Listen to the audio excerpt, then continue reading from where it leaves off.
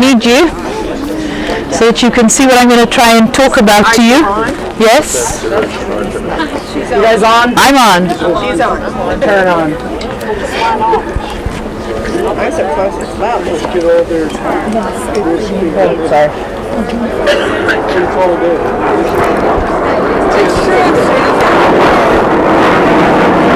It's like the office is enjoying themselves. You can hear up there? Are you okay up there, standing?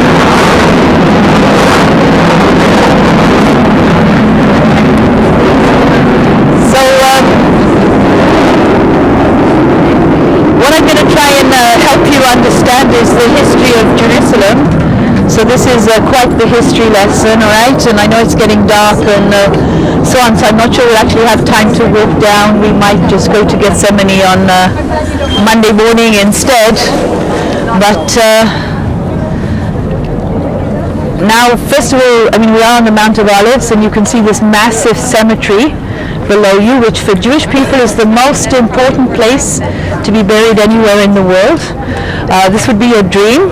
It's almost impossible today for that to actually happen because, bless you, you have to be either a very important rabbi or somebody that's really important, or unless your family already has a burial plot here, and so it's sort of reserved for you because there are already around 70,000 graves on the Mount of Olives. Imagine. So why is it so important? You see where the Dome of the Rock is, which is the building with the golden dome. That's where both the first and the second temple stood. We're going to go back into our history in a few moments, but Jewish belief is that when the Messiah comes, he will rebuild the temple, so the third temple, and all the souls throughout the world will be resurrected and will help him rebuild the temple. So if you're buried right here, you're going to be first in at the time of the building of the temple. All right, that's why it's so important. And so we don't bury above ground. Don't think it's like in Mississippi or somewhere. No, you're below ground. They just lay, well, we lay in the old cemeteries, the tombstone that way, across the top of it. And some of these tombs are graves are really, really, really old. But no coffins ever, unless it's a military funeral. That's just because sometimes, you know, what might be the remains is not always easy for the parents. So otherwise it's just burial shrouds. The feet are that end, the head this end. So literally all you have to do is stand up and walk in when the Messiah comes. So if you're buried here, you're going to be first. If you're not, if you're buried in the States or England or Australia or somewhere else, it might take you a while to get here. So that's why it's so important. Yeah, that's why. Yeah, there you go. But this is.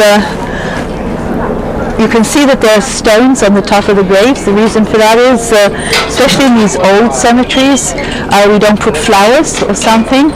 You'll see in the military cemeteries they put flowers, you know, parents want for their boys and girls and so on. But in these regular old cemeteries, no flowers. You put a stone. It is a sign that you have been to the grave. And you don't actually want the memory of that person to wither. You want a permanent remembrance, and so you put a stone. So it's a sign that you've been there.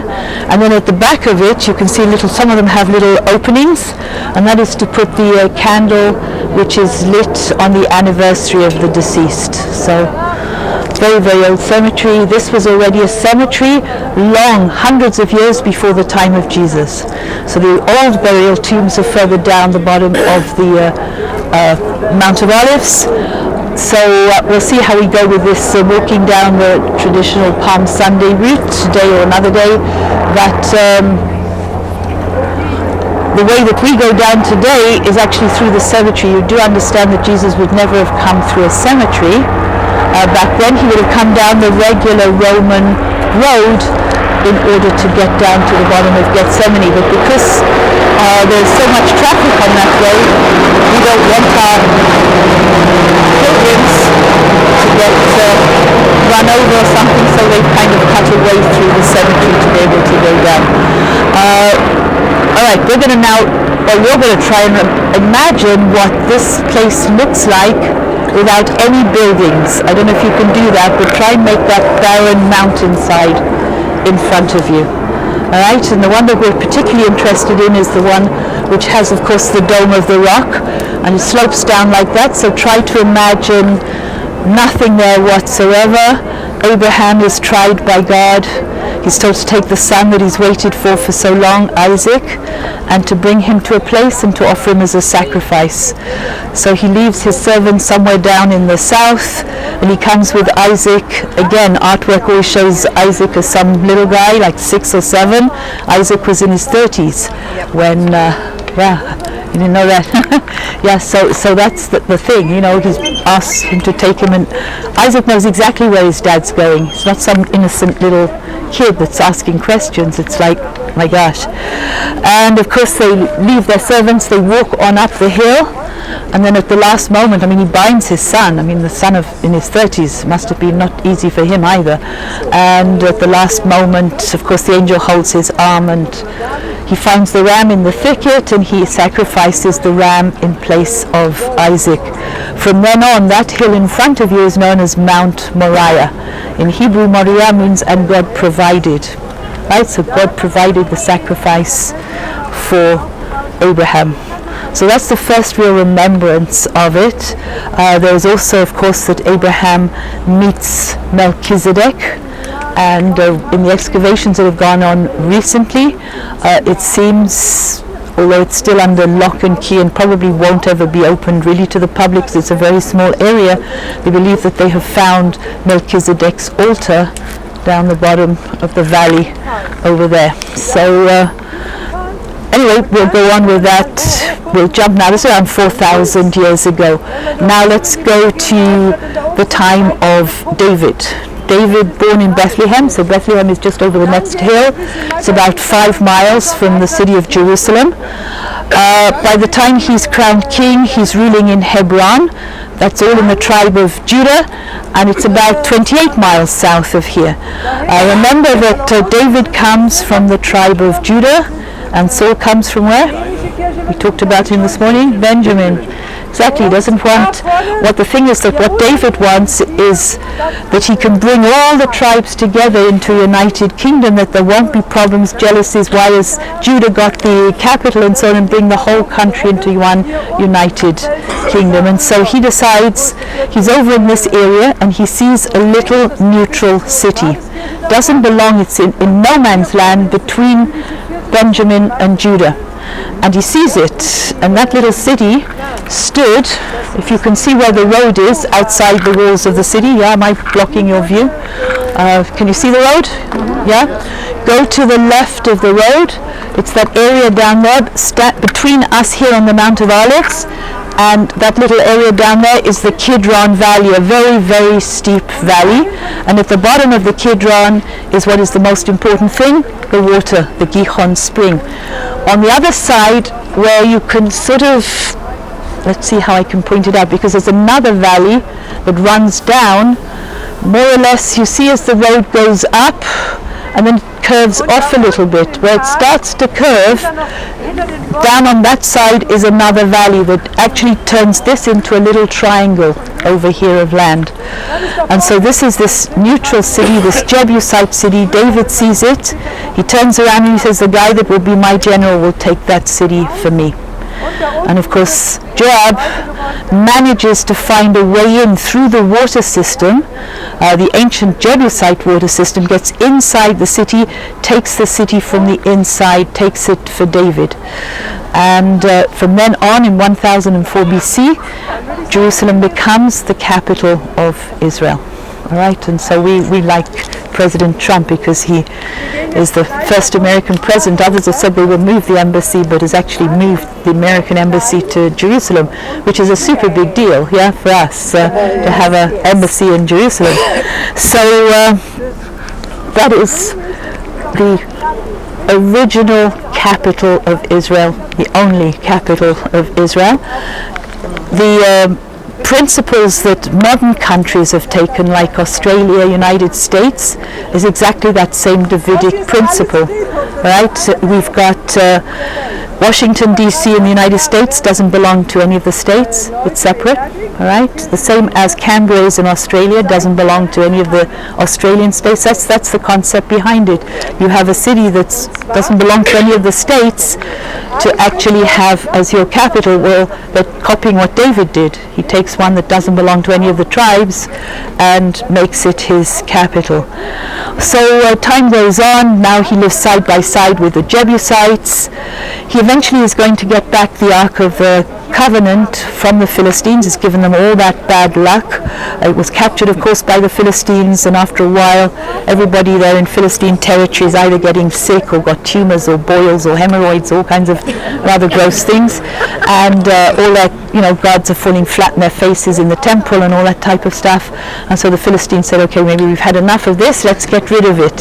So they put it on the cart with the two female milking oxen, take the babies away, sure that the mothers will follow the babies. Of course they don't follow the babies.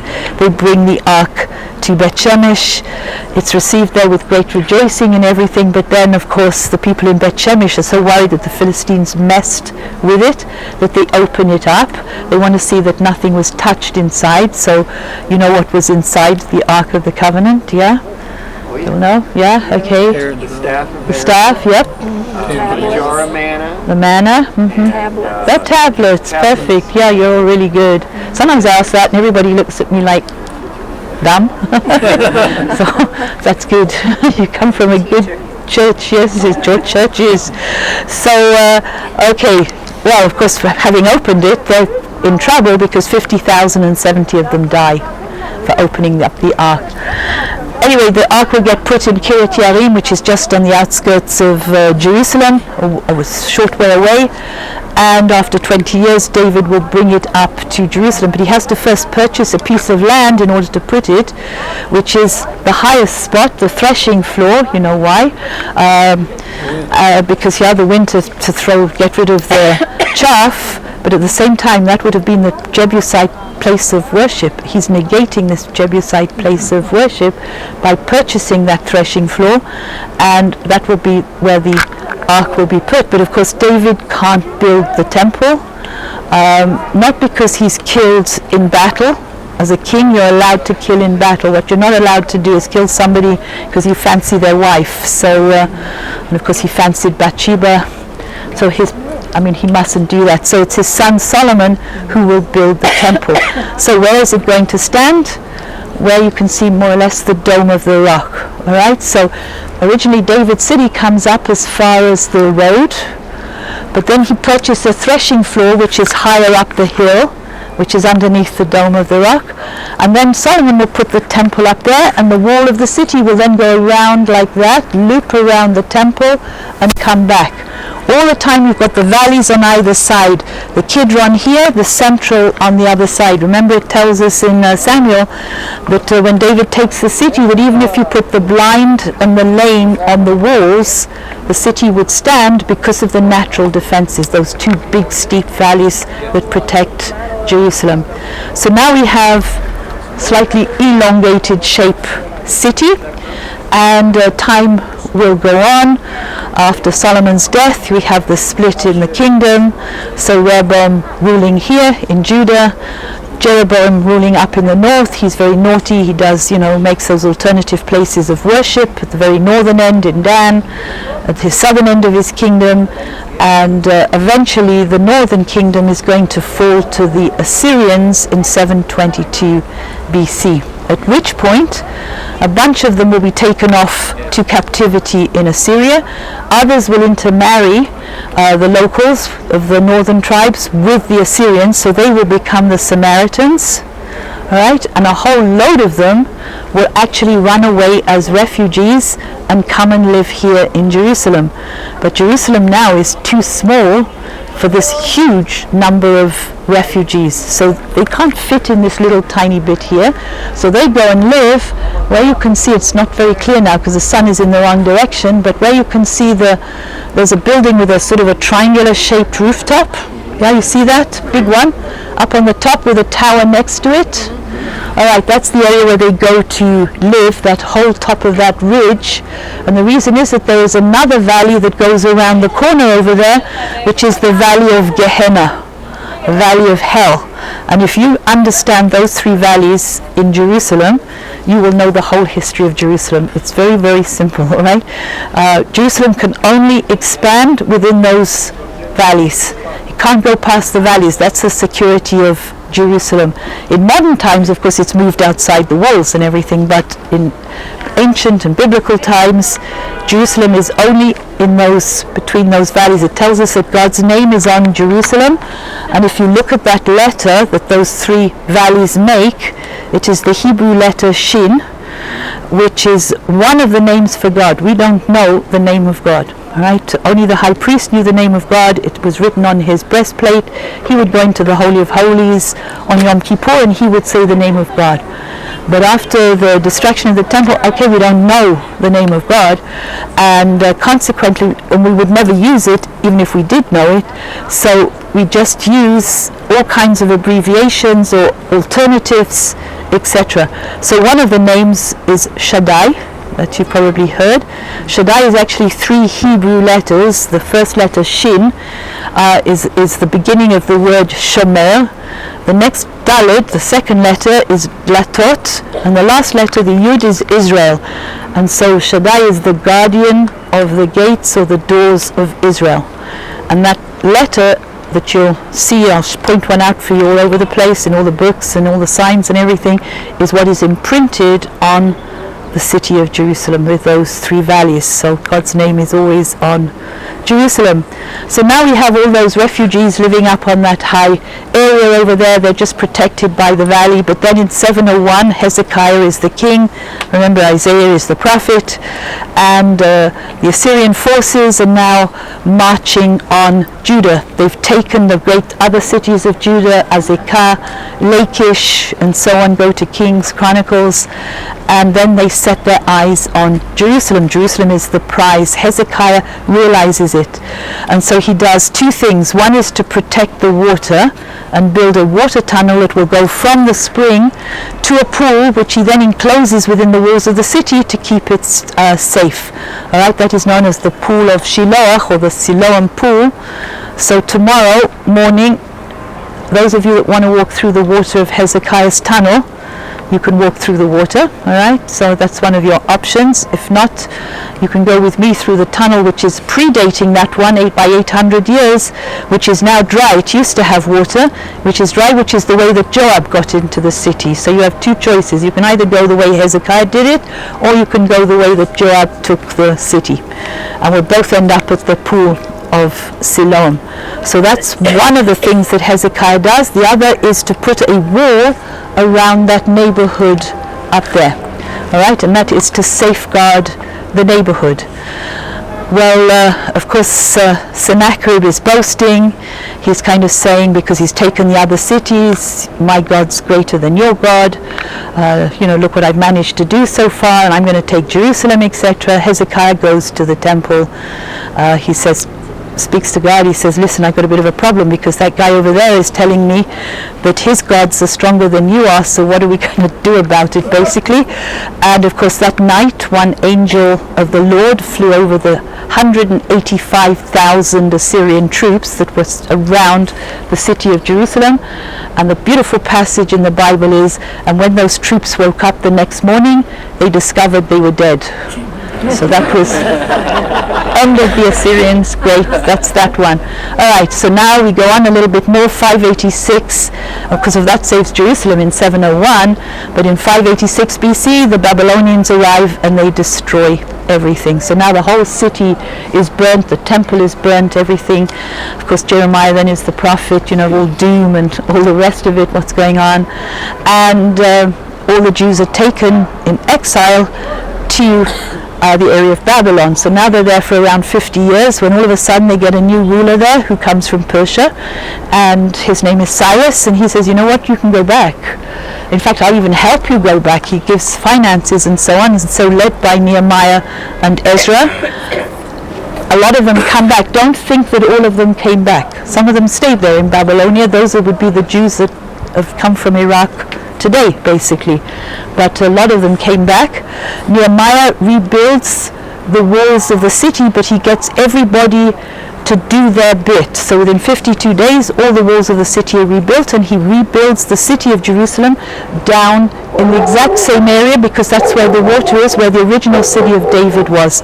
So tomorrow you won't only see what could be perhaps David's palace and all these different water systems and so on, Hezekiah and the one that Joab makes his way in and takes the city from David, but you will also be able to see where they rebuilt, and Nehemiah built his walls for the city. So that's all still, bits of it are still down there. And of course Zerubbabel will build the second temple on the exact same spot where the first temple stood. So now you've got a second temple, but it's not a very fancy temple. It's a little bit, smaller. It's not as lavish, as splendid, etc. And those that had gone into captivity in Babylonia as children and have come back literally cry, because it's not like Solomon's temple, and they're sad about the fact that it's not such a beautiful temple, and so on. So time goes on, the Greeks arrive. You know this part of the history with the Greeks. They bring the Greek culture. They can't fathom why there's no statues of any kind inside the temple, how you can have a god that's invisible, etc. And eventually that Antiochus Epiphanes, who gets so angry that they won't celebrate his birthday on the 25th of every month, so he gets upset, so he brings the female pig, slaughters it at the altar, puts Zeus into the temple. That causes the Maccabean revolt. The Maccabees throw the Greeks out. Then we have the rededication of the temple, so they clean it all up.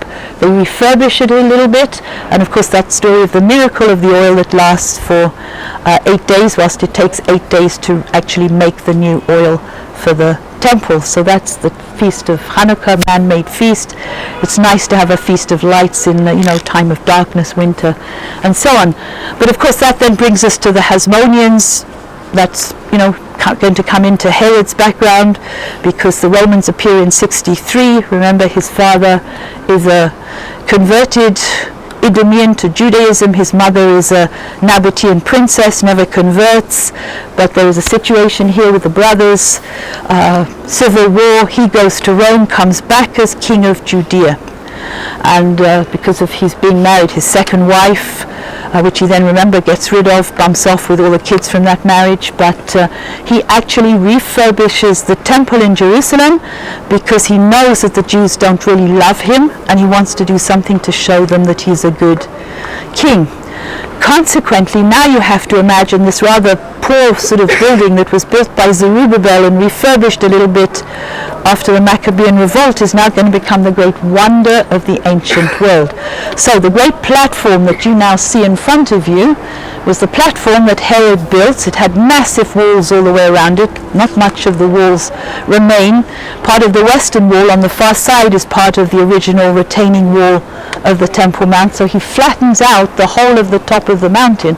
Before, you used to walk up to the temple, up to sort of paths and so on.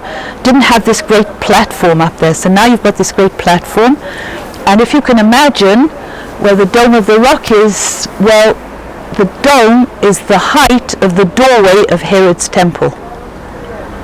Think of the size of it, 22 stories high. So if I show you, I'll pass these two things around so that you can actually get a picture of what it would have looked like. The first one, of course, is the time of David, and afterwards Solomon. So you'll be able to pass this one, and you can see this is the Kidron, which is down here.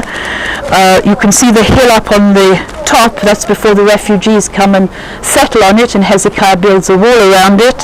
So you can see the little strip of David's city, and then the addition of Solomon's temple on it. And then if you go to the next one, which is this one, you can take a look. I mean, if this is what you're looking at now, okay, compare it, put the overlay on, look where the top of the Dome of the Rock is, and then see how high the second temple was. 22 stories high. Okay, so you can pass them around, and plastered in gold. You see the building at the back over there, that one, which is actually a hotel. Take the square bit off the top of it, that building, transport that building, put it on the top of the Temple Mount, and that's the height of the temple. Wow. That's the temple as Jesus knew it. Right, that's where he's presented as a baby. When his mother brings the doves to offer, because that's what you did. You had to give 2 birds if you'd had a child. All in Leviticus, okay, according to Jewish law. And then later on, when he's around 12, so that's when he's finished his formal education in those days, a bit like a boy of 13 today at his bar mitzvah. They bring him to the temple, and of course he's so smart. He's actually, smarter than most of the rabbis that he's chatting with outside, etc. And of course, during the other times he comes to Jerusalem and the last week of his life. So that's what he's familiar. That temple is what he's, sees. He actually weeps over. He knows that it will be destroyed. Not one stone will stand again in Jerusalem. And that's exactly what happens. That great revolt of the Jews against the Romans, because of the political situation that we've been talking about. 66 AD it starts in Caesarea, escalates 70 AD, the temple in Jerusalem is destroyed, burnt to the ground, all right? All of the magnificent city of Jerusalem gone. It's sort of a major sort of disaster. Well, 62 years later, a guy by the name of Bar Kokhba, the second Jewish revolt, he actually believes he's the Messiah. People believe he's the Messiah. He wants to get back to Jerusalem, take Jerusalem from the Romans. He fails, but Emperor Hadrian, that's when he's so furious that he then will rebuild Jerusalem as a Roman pagan city with a cardo, exactly as you saw with pagan temples, as you saw Bet Shean today. That's what Jerusalem becomes, and it's not allowed to be called Jerusalem. It's called Aelia Capitolina, after the god Jupiter, and he paganizes any sites that have to do with the life and death of Jesus, and they become anything that is Jewish, and they become pagan temples. All right, so dotted all over the place, pagan temples, real Roman city. The country becomes known as Palestina, and so on. So now time goes on. We've got this pagan city here. Jews, of course, cannot come any longer into not only Jerusalem, but Judea. That's when they all move up to the area of the Galilee, and so on. So 326, we get the Byzantines, Constantine, the Roman emperor, who accepts Christianity as the religion for Rome. Now, we honestly don't know if he was a committed Christian or not, but he certainly realized that a lot of his empire is now becoming Christian, and if they're becoming Christian, then if we kill them all, it's not the smartest thing, so we might as well accept it. His mother was a very much committed Christian. She comes looking for the holy places. What she does, the game is already made easy for her, because Emperor Hadrian, trying to paganize any site that had to do with the life and death of Jesus, does the absolute opposite. He puts obliterated, he puts a perfect reminder. If there's a pagan temple there, something happened. And so what she does is she takes down the pagan temples and puts up the churches. So the very first church she builds is the Church of the Nativity in Bethlehem. The second church she builds is the Church of the Holy Sepulchre here in Jerusalem, over the tomb of Jesus. And the third is the huge church up on the top of the Mount of Olives of the Ascension. And then all the other churches start getting built, Gethsemane and all the other places that are remembered to do with the life and death of Jesus. So time will go on, 4th, 5th, 6th century. 614, the Persians arrive on the scene, and you know what happens. All of Jerusalem, the whole lot, wiped out completely. Understand, these are absolute destructions. They're not little bits here and there. They are wiped out. All the churches are destroyed. The only one that is left standing from hang on, let me tell him to stay here. It's Shimshon. We don't want him to go.